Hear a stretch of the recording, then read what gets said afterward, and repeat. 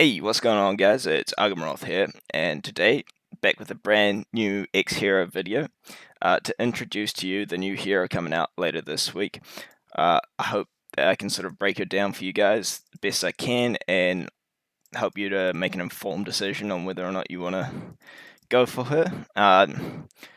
And there's quite a lot of exciting things going on here. As per usual, we'll sort of go over all her skills and everything, and then have a look at her in an example battle. And yeah, I'll give you guys my thoughts and everything. And yes, let's jump right into it. So, first of all, let's have a look at her skills, right? So, her ultimate ability, Lethal Pounce. Judy pounces on the enemy with the least HP, dealing damage equal to 200% of her attack and 15% of their missing HP. The priority of this attack is the enemy marked with Trace. Now, Trace we'll get into when we look at her basic attack modifier, but that is pretty big, alright, already. And at level 3, the skill goes up to 500% of her attack and 25% of their missing HP. Right, so this ultimate ability is going to be doing massive damage to the lowest HP enemy target in general, right? Judy is going to single out whoever is got the least HP and do big damage. So this is potentially ending big threats before they become a problem.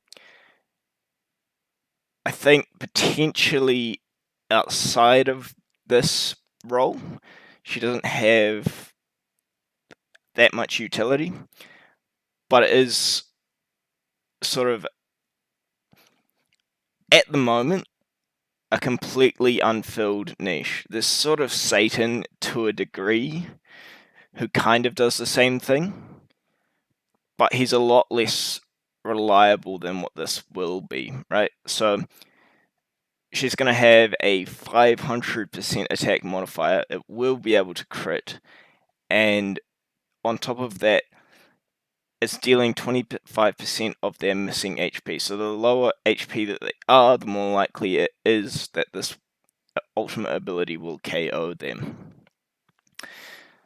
So that's pretty good. And she has a raider, so it's like the first raider hero that's been released into the game ever. So that's exciting. The devs are listening to us and what we want, and what we like. We didn't want to see any more warriors because it was just warriors after warriors after warriors. And yeah, that's exciting. So we've all sort of had a bit of an impact on the game, and that's cool to see. But yeah, let's have a look at her skill number 2, her auto attack modifier. Piercing Claw, right? So her basic attacks hit all of the backline enemies. It will deal damage equal to 100% of her attack, marking the one with the least HP with Trace. At maximum rank, this is increased to 220% of her attack. Targets marked with Trace, Judy will deal a bonus 30% damage to. This goes up to 50% at level 3, right? So this combined with her ultimate skill is going to do even more damage, right? She won't hit frontline targets as well, which will make building teams against her a lot more difficult in general, as she's going to be hitting squishy targets guaranteed, and then she's going to pick out the squishiest among them and then go all in on them, basically. And she has the potential to do all of that in round 1, given the right talents and everything as well. Yeah, I'm not sure about artifact choice on her just yet, but we will have a look at that quickly. So next up, we have Agile Predator, right? At the beginning of battle, Judy increases her dodge by 10%, her crit by 10%, and her crit damage by 10%. This passive skill will lose its effect when Judy's HP is below 50% or being inflicted with a control. Right, so this goes up to 30% each at level 3. And if I was to hazard a guess, because we don't have her unique equipment just yet, I would guess that her unique equipment is going to raise this even further.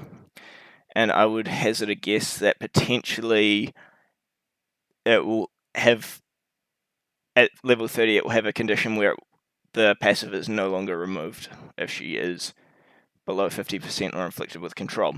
I actually don't think that is such a big deal, the whole HP below 50% or inflicted with control, especially with this current sort of metagame where most battles are sort of over within 1 or 2 rounds. Or a lot of the damage that is going to be inflicted is inflicted in the first couple of rounds. And the rest of the battle is just playing out to more or less the victor's, or the person who won the first 2 rounds advantage, right? There's a few examples of teams that make comebacks and things, or battles that go on for 10 plus rounds.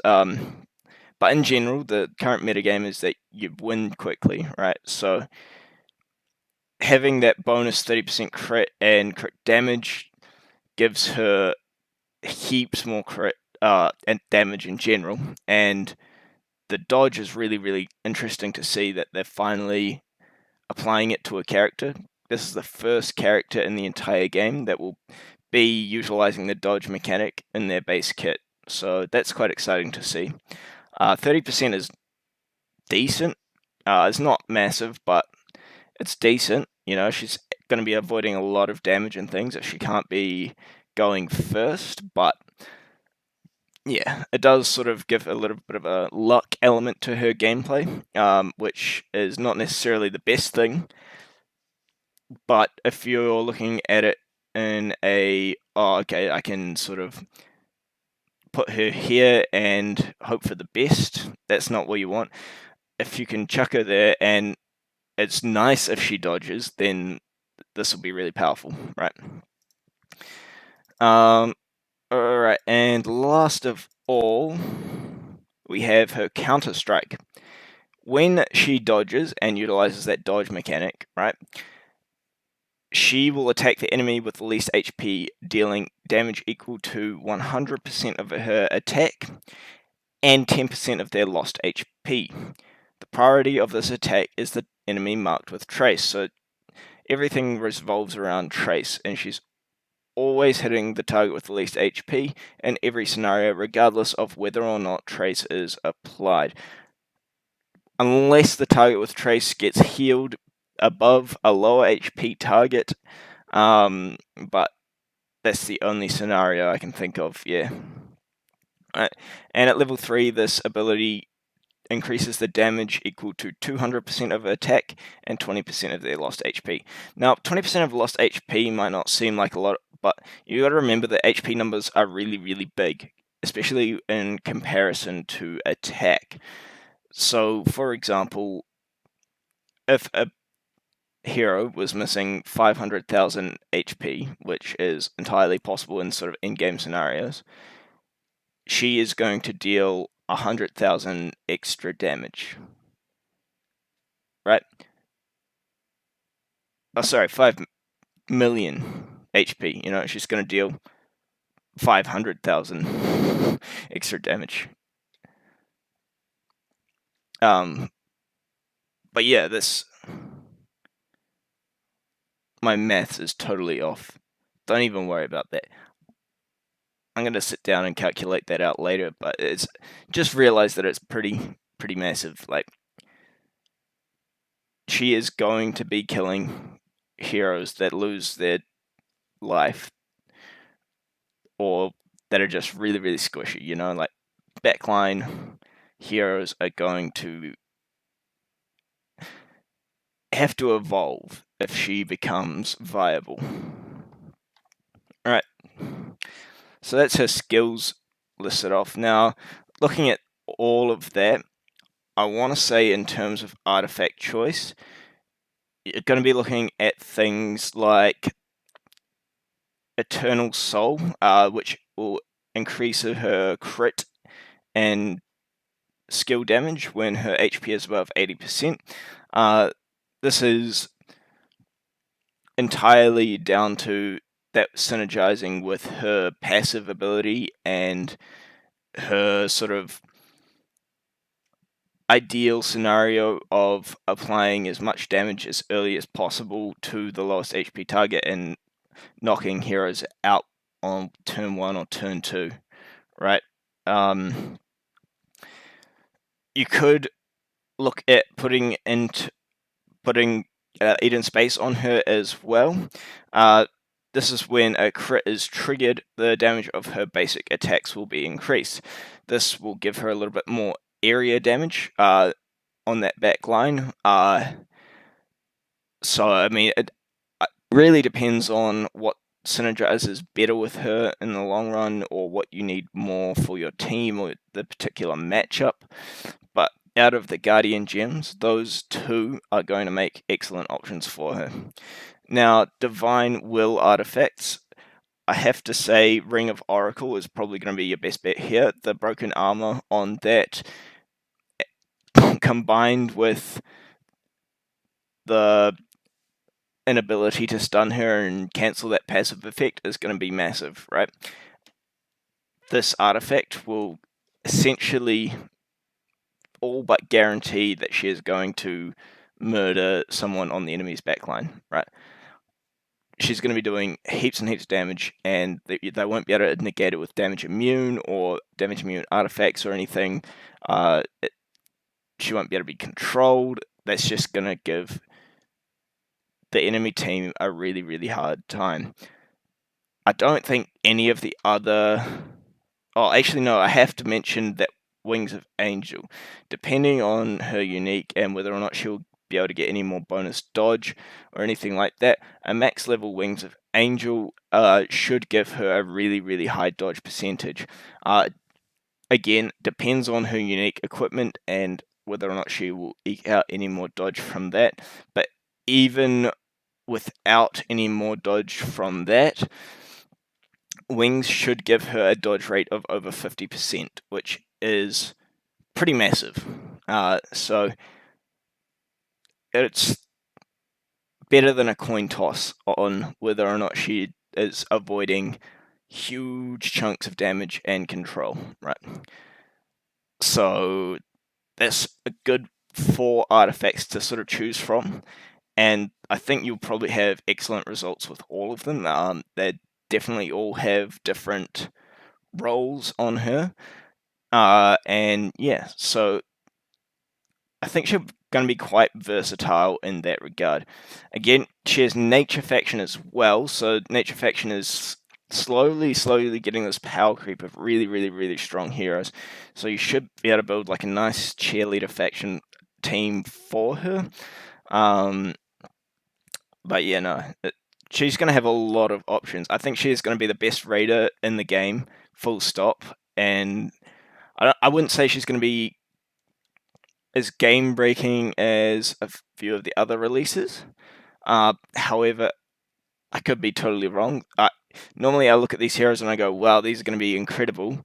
Here, I'm a little bit worried, just because a lot of this comes down to whether or not her unique equipment will be good enough, right? But beyond that, I'm very, very excited for this hero, and yeah, I just want to jump into this little video here and have a look at her in action. Alright, so what do they got here? They have her on a team with Galaxy, Light, Indira, Thinker, and Toko. Alright, so there you go. Yeah, her basic attack, hitting the back line and marking that lowest HP enemy with Trace. I'm glad they've got it on 1 time speed here. I'm actually worried her teammates are going to do too much damage and everything, so she's not going to get to sort of see her full potential in this battle. Okay, so here's her ultimate skill, absolutely annihilating that backline target with Trace on it.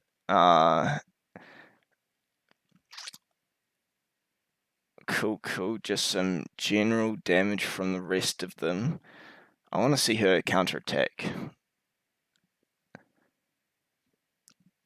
And how she's going to reapply Trace.